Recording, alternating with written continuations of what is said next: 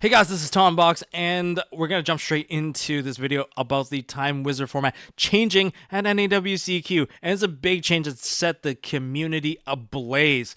Holy, I have not seen so many people this furious in a very long time about Yu-Gi-Oh! So the one sentence that changed everything is starting at NAWCQ, the current game mechanics and current card text will be used for Time Wizard events. Wow. This is definitely not in the spirit of Time Wizard formats because people love their Edison format, they love their GOAT format, and you're taking so much away with current game mechanics and current card text, and there's a lot of implications here. There's also a little misconception because like when I heard about this, people were talking about, oh wow, they're changing everything. Oh man, my GOAT deck, it can't draw in the first turn. Why would anyone want to go first, man? It's such a slow form. Okay, that's a misconception. Number one, the drawing rule is not changing. It's actually stated right above the sentence. In fact, I'll leave the link down below, but you can find all this information at the 2025 NAWCQ events items, and it states that Time Wizard uses the available cards, the Forbidden and Limited list, the rules regarding the first turn draw, and the dueling field of the selected Time Wizard format. That aside, everything about this goes against the spirit of Time Wizard format. Time Wizard format lets us experience a piece of history in Yu-Gi-Oh, right? Like you get to experience that particular format, how you enjoyed it, those decks that were available, the strategies that were available, and how those cards worked. And that's being taken away with this new way of playing Time Wizard because you have to play with the modern rules, with the modern cards. And because of that, it's not Time Wizard anymore. You're not looking at a piece of history anymore. Maybe that's the direction. They don't want you to feel a piece of history of Yu-Gi-Oh! They want you to play new Yu-Gi-Oh! With these rules. But the appeal is gone because the reason why they're choosing to play the Time Wizard format maybe because they don't want to play the modern version of the game. Personally, I like it, all right? So that's fine for me. But like maybe it's not right for other people. Maybe it's not their cup of tea.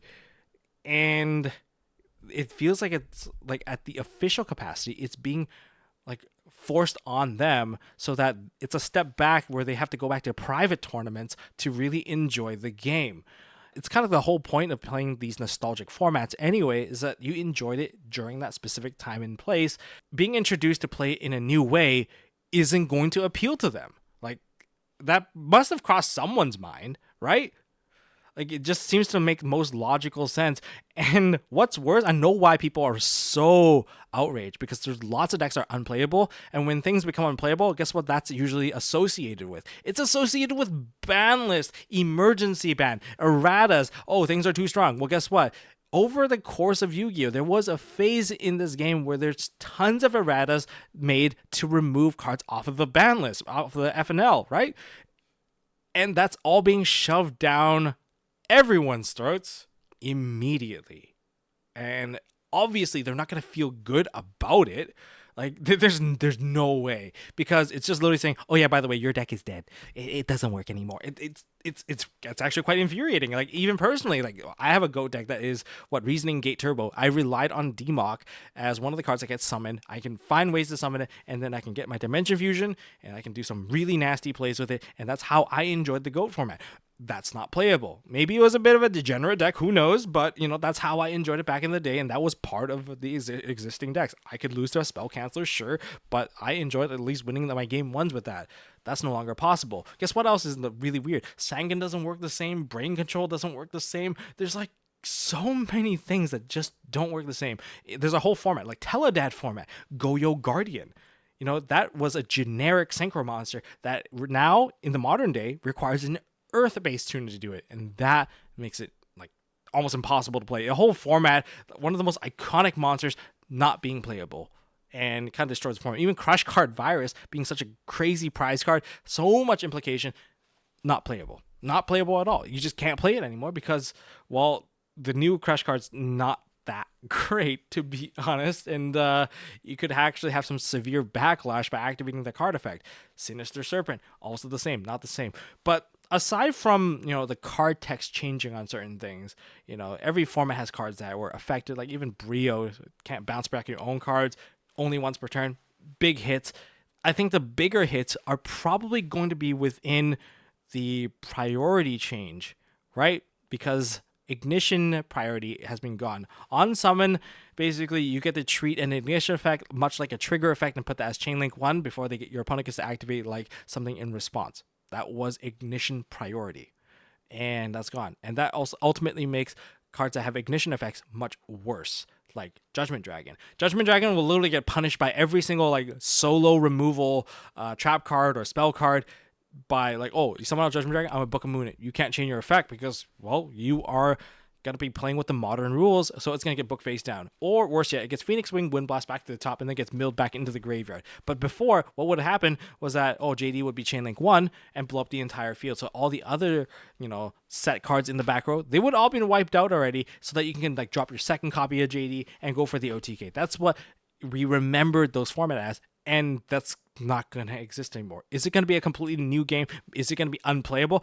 I wouldn't say it's unplayable. I haven't really tried it out myself yet. It's really bad to kind of just attack something before you even tried it. But when it comes to just the nostalgia factor of it, yes, that will be gone. At an official capacity, it feels like that's going to be gone. Now, it's like, I already mentioned this, but it feels like you just shoved the ban list into the past, and that just feels infinitely worse. But at the same time, if you look at the people that understand the rules, because there has been like a rumor going on, or like some people kind of speculating that, oh, they're doing this so that every single judge is able to run Time Wizard events. I guess it kind of makes sense, because there's many people that are actually born after the years of when these events existed. And as a game, one of the oldest trading card games, that's likely going to occur because the game is really fun and you get, people introducing people to play.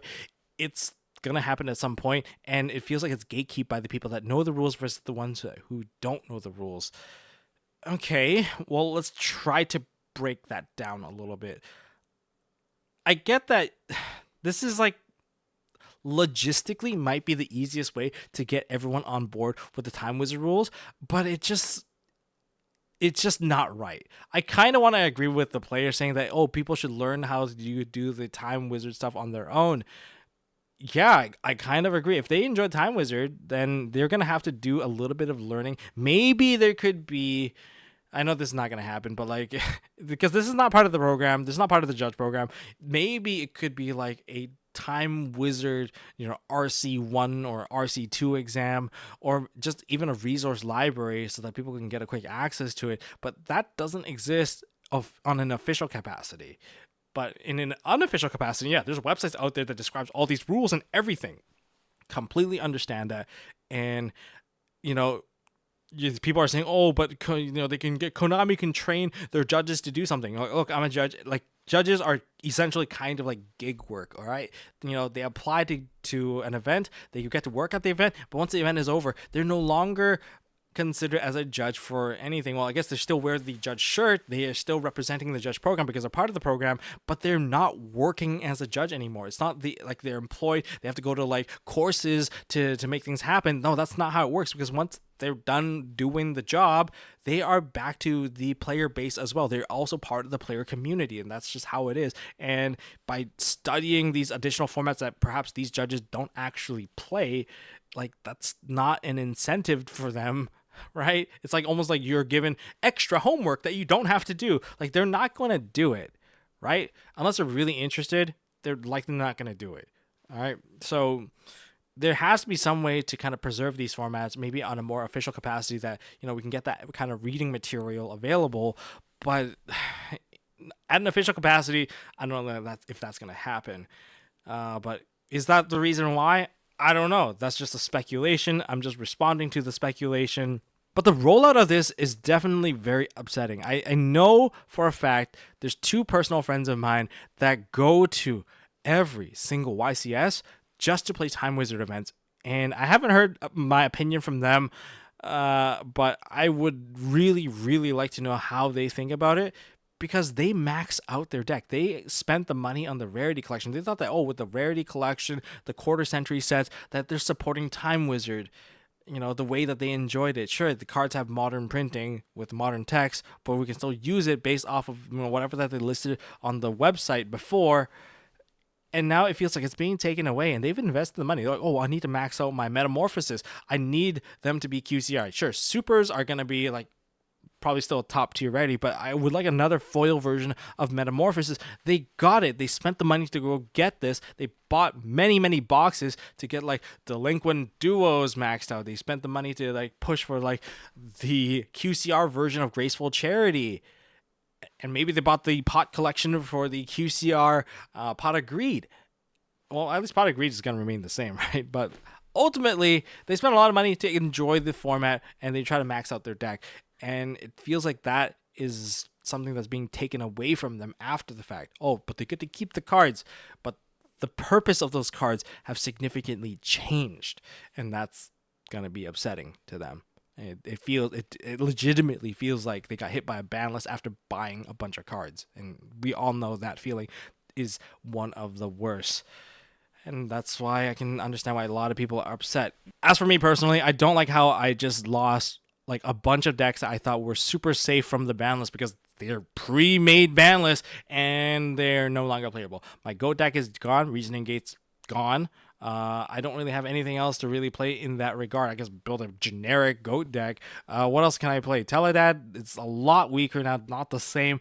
I don't know how I feel about this anymore because it's just not the Time Wizard I remember it as. That's all I really have to say. If you guys have anything else to add or, want to voice out your opinion, leave it down in the comments section because it just feels really weird. And I feel like the message needs to be loud. People need to be able to see this. And they need to be able to share their opinion. So yeah, leave as many comments as you want down in the comment section, and you can voice out your opinion. I would like to know, is there any good? Is there any bad? I know it's mostly, very unfavorable, but leave it down there anyway. But that's all I really have to say about this. Enjoy this video. Hope you guys give it a thumbs up, subscribe, ding that notification bell. I would like to cover this. Maybe there's going to be an update in the future if, enough people take action. But that's all I really have to say.